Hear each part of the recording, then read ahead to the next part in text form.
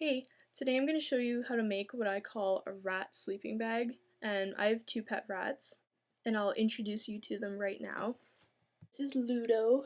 He's a Dumbo rat. See his big ears. And this is Pokey, a big chubby one.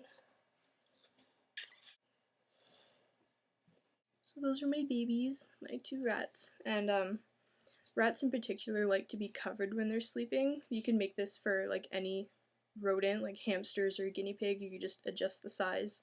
It only has two pattern pieces that you can just draw up yourself. You need an 8x10 rectangle for the base, and then an 8x8 square for the flap. So pretty much it's going to be like this when you're done. And they like go inside here. That's why I call it a sleeping bag, because it looks like one kind of.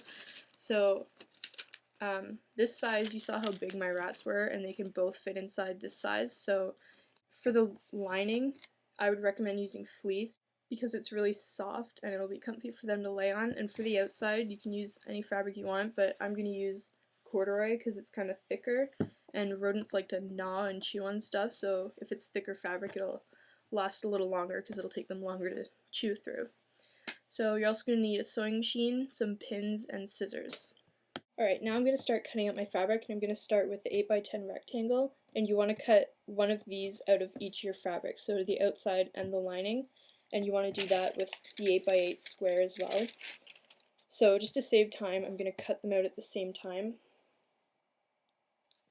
So I'm just going to take one fabric,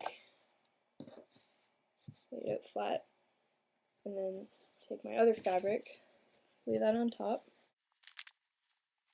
And then I'm going to put my pattern piece on top, and I'm just going to pin it down all the way around and then cut it out with about 1/4 inch all the way around.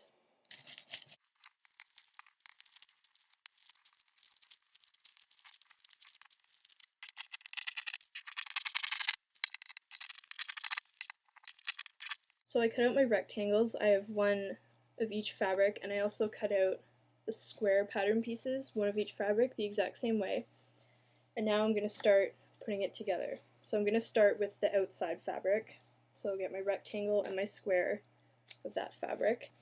And you're going to lay the rectangle down right side up, and then you're going to take your square and put it right side down, lining up the top like that. So when you lift it up, there's like a bit showing of the rectangle down here. And I'm going to pin it starting here, these three sides, and then I'm going to sew it starting here and stopping here. So you'll be able to put your hand inside. And I'm going to do the exact same thing to the fleece pieces as well. Alright, so I sewed both my pouches together. I have the outside here and the lining here, just on the three sides so it opens. And I also trimmed my seams and cut the corners just on an angle like that, just to make it easier to fit them together.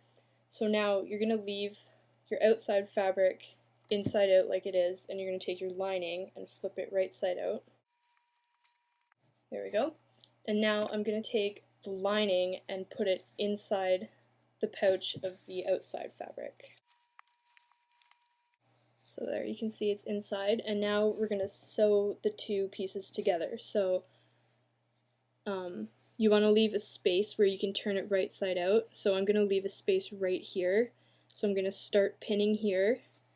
I'm going to pin all the way around here, down here, and I'm going to end there. I leave about a 2-inch area right here where I'm not going to sew. So I'm just going to pin it all the way around, sew it. Here's the two pouches sewn together, the outside and the lining, and I just have this spot right here.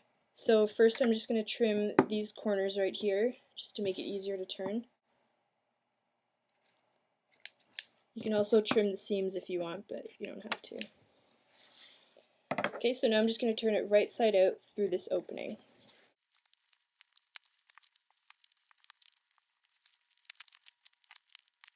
Alright, so there it is right side out, and now I'm just going to tuck the lining back inside. Okay, and now I'm just going to sew the opening shut. I'm just going to kind of fold it in on itself a little bit. in it. And then I'm just going to sew across that opening. So here's the finished sleeping bag or pouch. As you can see, it looks nice and cozy in there. And it's a pretty good size. I mean, both my chubby rats can fit in this size, so if you have hamsters, you can make it smaller or bigger, whatever. So, yeah, it's just really easy and it's quick, and that's good because if you go through them as fast as I do with my rats, these last like 2 to 3 weeks just because they get dirty and then they tear them apart. So it's good to be able to just make them really quick whenever you need a new one, and it's a lot cheaper than going out and buying like an already made like hammock or little pouch that's pretty much exactly like this. You can just make it at home yourself and personalize it, make it whatever colors you want. So anyways, I hope you and your pets appreciate this tutorial, and thank you for watching. Bye.